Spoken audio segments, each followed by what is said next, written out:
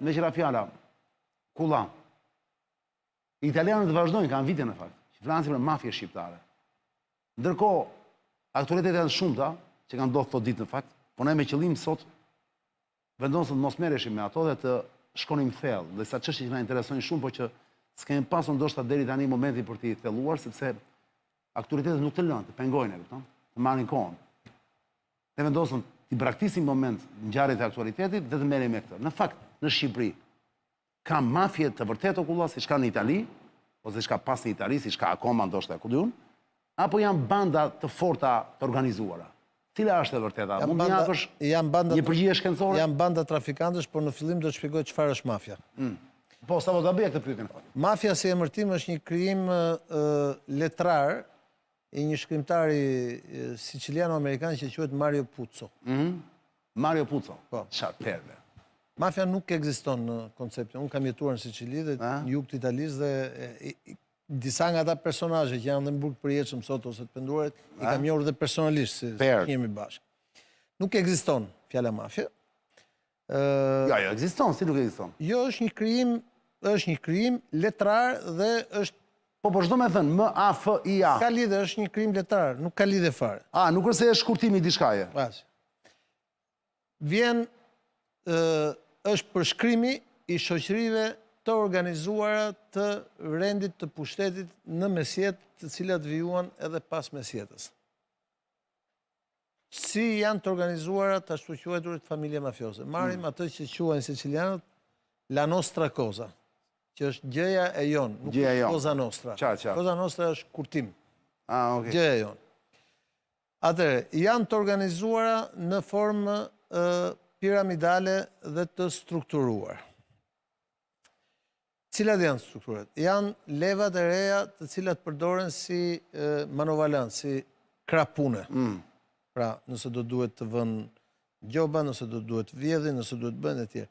Deri në këtë moment, këto lloj dhe janë struktura me familje në territor. Pra, kanë pasur gjithmonë një kontroll të territorit. Vinë nga mesjeta, kur Sicilia në kohën e spanjollëve dominohej nga baronët e famshëm, njënin mbretin e Aragonos, më vonë edhe mbretin e Francës për mbret. Po, ata Bourbonët duket kush ishin? Po, ishin Bourbonët, dhe pastaj arrinin të dominonin territorin në të lloj forme, kryesisht në zonat e fshatrave, kështu lind si koncept.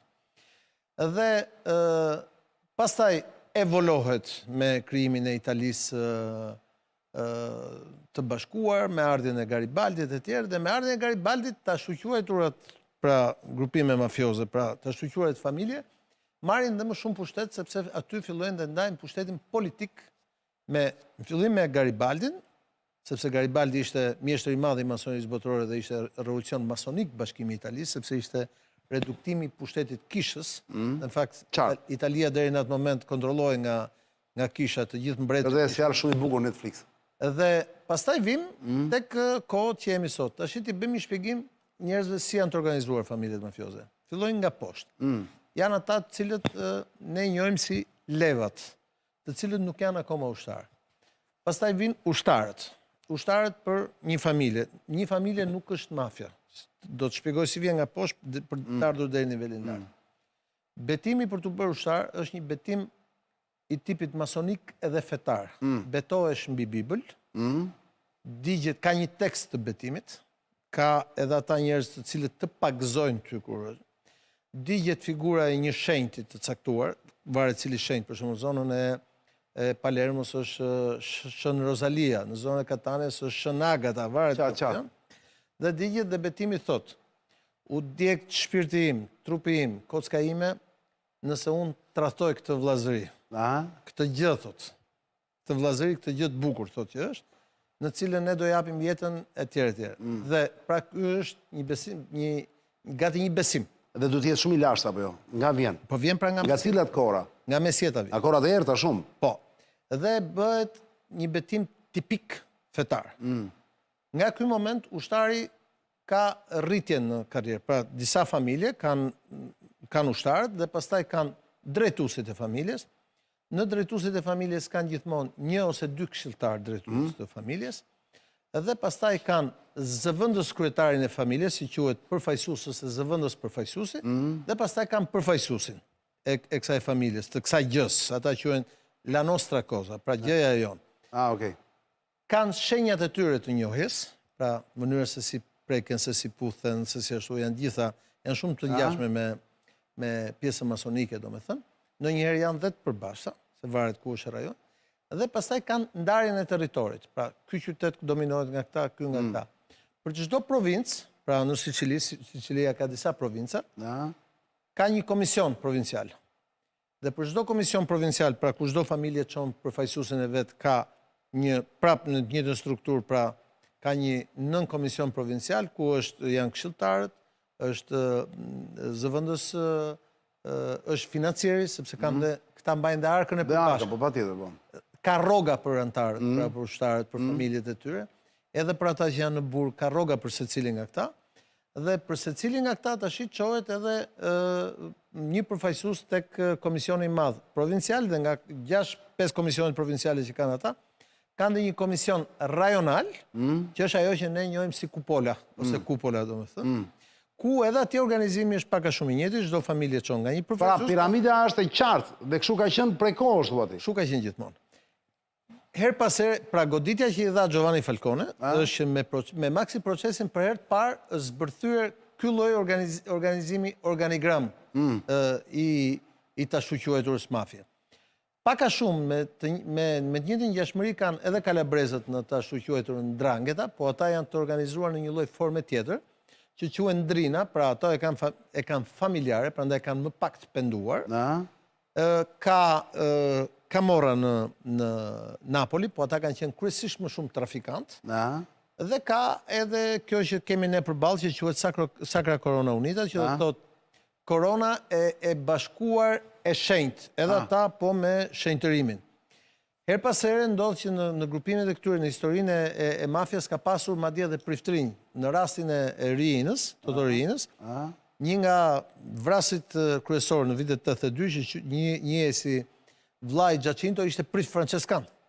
Dhe ai ditën rrinte si prift franceskan, natën shkonte bënte vrasje me këta. Çfarë perle. Dhe këto transmetohen gjithmonë me familje, dhe prandaj ata kanë ndjen shumë goditjen, për shembull kur ndodhin arrestime, se duhet të mbajnë avokatët, familjet e tyre, duhet të mbajnë të burgosurit, të mbajnë me rroga, dhe gjithë kjo bëhet në ato që është një arke përbashkët, që menaxhohet dhe kanë disa rregulla. Për shembull, një nga rregullat, nuk vidhet arka e përbashkët sepse dënohesh me vrasje. Dikur ka qenë nuk shpërndahet drogë, po tani kjo është tejkaluar, sepse shohin si mundësi financimit ashtu. Nuk shkohet, nuk gjuhet bashortja, gruaja ose dashura e një antari tjetër të një familje, sepse dënohesh me vdekje. Nuk vidhet në familjen e një të shoqëruari antar të betuar të një familje mafioze të certifikuar. Bëhen mbledhjet në mënyrë ciklike her pas here, dhe ky është një organizim tipik piramidal që ka arritur të mbjetojë edhe luftës së madhe që ka bërë shteti italian ndaj familjeve mafioze. Jo gjithmonë kanë qenë suksesshëm, kanë pas momente që kanë arritur të prodhojnë me sistemin e tyre politik, kanë arritur të prodhojnë realitete ekonomike, realitete sociale, ndërmarrje të mëdha, pronar bankash, kanë arritur të prodhojnë ministra, kryeministra. Andreotti për shembull ka kaluar një proces për mafje, po edhe Berlusconi ka pasur akuza për mafje e tjerë, apo përfaqësuesit e tyre në rajonin e Sicilisë e tjerë, dhe ka pasur një luftë permanente të ndershme mes shtetit edhe antishtetit si nivel pushteti. Sigurisht që kjo është krisur shumë me historinë e të ashtu quajturve të penduarve. Po pse të penduarit atje bënin, kur kanë goditur, kanë bërë një të penduar të rëndësishëm, kanë bërë namin, për shkak të organizimit, organigramës dhe organizimit strukturor. Pra ata kanë ditur gjithmonë ç'është bërë, dhe ke rastin për shembull është një i penduar i famshëm që ka vdekur në zonën e Catanias, i cili ishte shefi i familjes, Giuseppe Pulvirenti.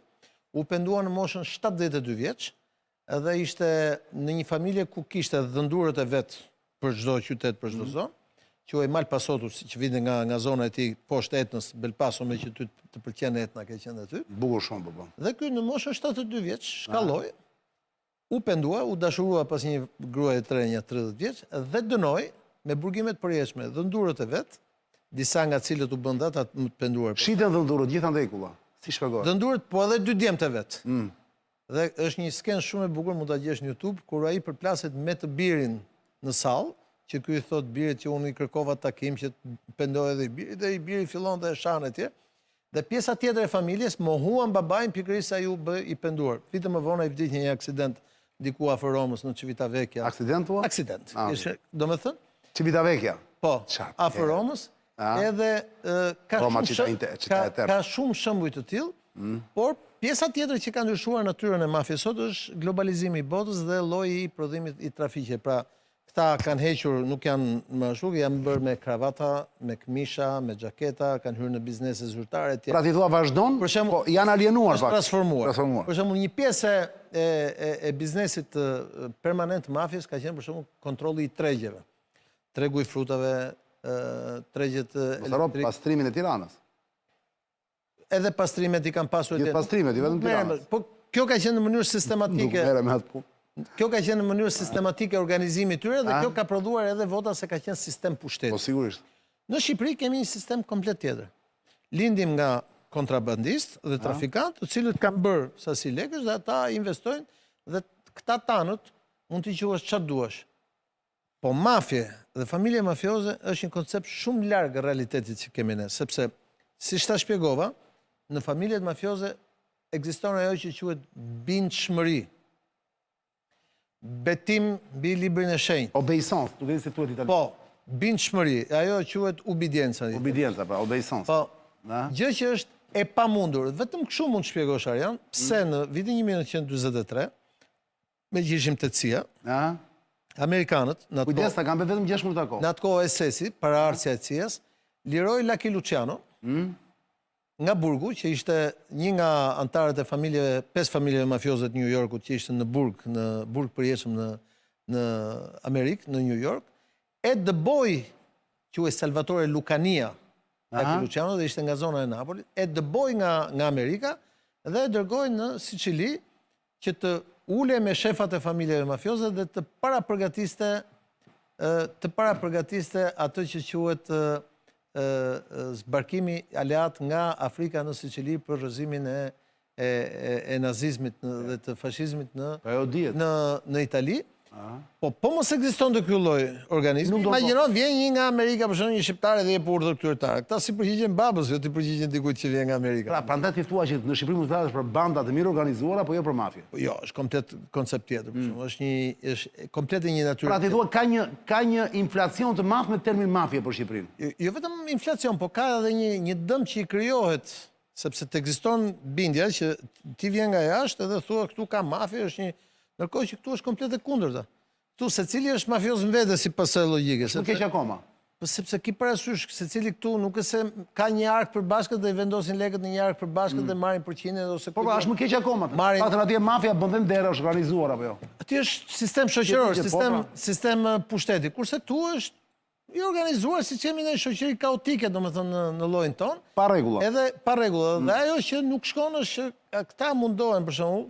Unë kam lexuar shumë këta gazetarët në Gjermani, po edhe në Itali, po edhe në... Po ti thua i bën dëm imazhin me kolla, po më falni një sekond. Më fal, të cilët thonë... Itali s'e bën dëm. Italia e ka të stampuar këtë gjë.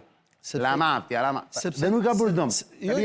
I ka bërë dhe dëm, po Italia ka sistem të organizuar. Në Itali, kur jepet... Me ka fjallë nuk bën dëm të të huajti, pësi imazh, nuk prishet shumë imazhi nga këto gjëra më burr. Ja, Italisë nuk është prishur imazhi, i kanë gjithë që i thonë mafiot. Është prishur edhe Italisë. Po mos u buro kulla. Të lutem, po kjo është çështje konceptesh. Unë mendoj që këtu tek ne ka nevojë që vetë legjislacioni, sepse ne kemi legjislacionin kaotik, thot grupi kriminal, për shembull, grupi organizuar kriminal. Po, legjislacioni italian e ka.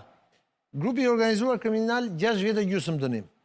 Grup i organizuar kriminal me karakter mafios ka dhe 6 vjetë gjysmë tjetër. Ku e ka kështu? E ka në kod penal. Dakord. Dhe pra bën 13 vjetë. Kur e ke grup të organizuar kriminal me karakter mafios, të merr edhe atë dënim që quhet 41 bisi, pra në izolim, ku kanë shkuar gjithë bosët e mëdhejt mafjes, apo ku diun mbas veprës penale që ke bërë, burgimin e përjetshëm me këto, dhe ka burgje të posaçme për këta njerëz.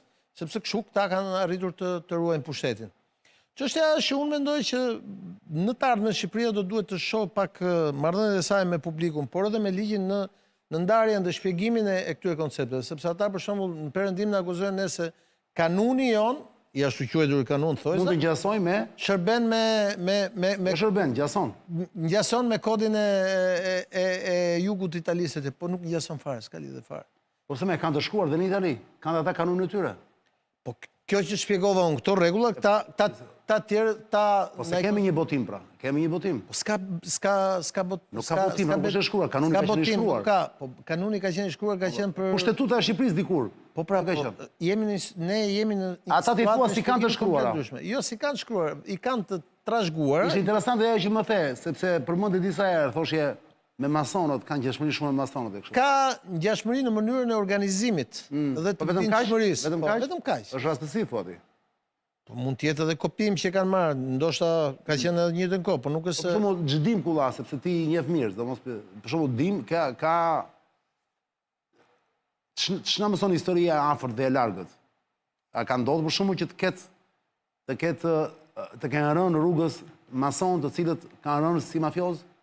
Thuaj që Matteo Messina Denaro ishte mason. Ky që kapën tani së fundit. Ky që kapën dhe që vdiq në burg. Dhe që vdiq në burg. Po me kancer pankreas, thuaj që ishte organizuar edhe ai në një lozhë të fshet masonike etj, po nuk e di, nuk mund të ta them që është ashtu.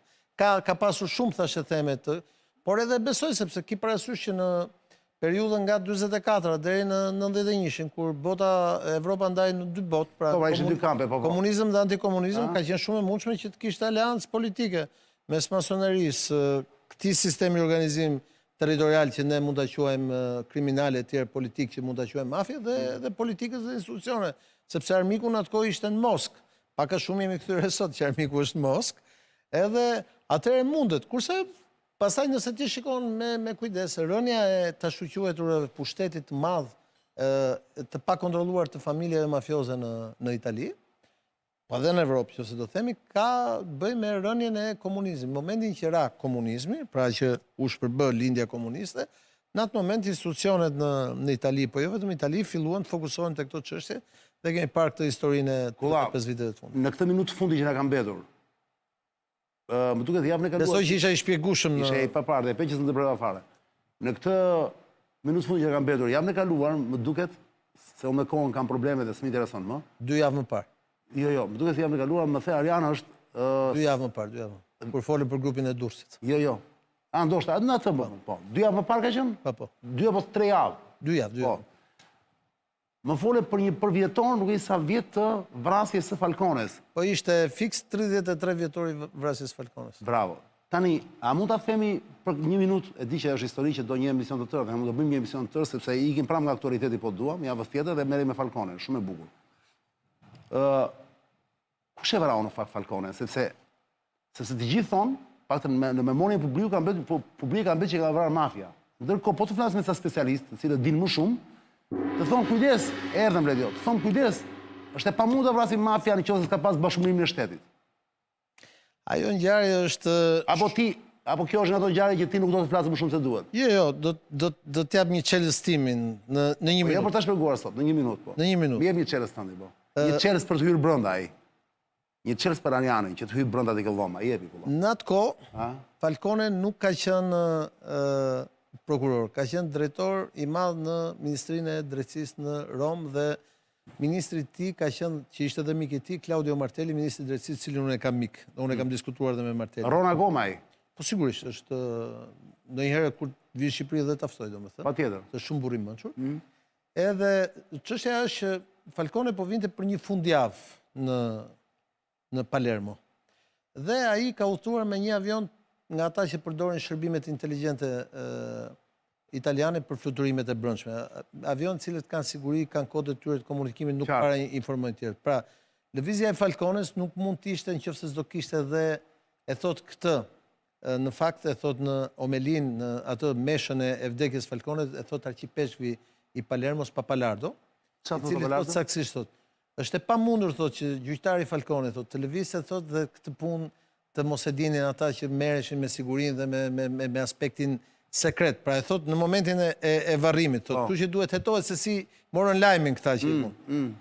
Pjesa tjetër është mënyra e ekzekutimit. Mënyra ekzekutimit që është ajo stasi e Do më thua si ishin fut minat, Ato janë futur nuk kanë qenë mina, kanë qenë eksploziv si kanë fut poshtë asfalt. në tunelin, janë këto tunelet e kalimit të ujrave. Dakor. Poshtë aty në fakt afrohet mali nëse ti je shef në Kapaçi, edhe është poshtë autostradës dhe aty Kapaçi sa larg është nga Palermo nga Krujt? Kapaçi nga Palermo është në 3-4 kilometrat e fundit dhe një 10 kilometra nga aeroporti, sepse aeroporti. Dhe kishin fut eksplozive te këto kanalet që janë te kanali, po. Edhe?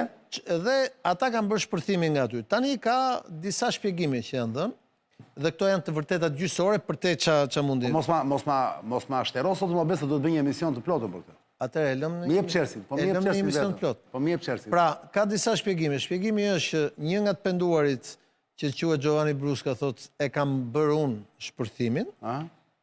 Ka dikush tjetër që thotë jo, në fakt aty në Kapaçi kishte këta që mendonin që e kanë bërë shpërthimin, po ka pas edhe një grupim tjetër që ishin ta quajturit e organizimit sekret të djathës antikomuniste që vinte nga Gladio, po duhet të t'jap një shpjegim titolit. Po jo mos u fut këta. Më thënë vetëm kaq, kush ishte në qeverinë atë kohë që u vra Falcone? Në qeveri kur është vrarë Falcone në vitin 1992. Në maj të 92-shit ishte Andreotti, i cili nuk vajtin varrim, dhe kur e pyetën Andreottin pse nuk vajtin varrim, e di çfarë tha? S'më pëlqejnë varrimet. Po pas ka drejt Andreotti dhe unë s'vetë asnjëherë për varrime. Po do ta marrim këtë çështje herë tjetër. Je i madh kulla. Rikthehemi pas pak.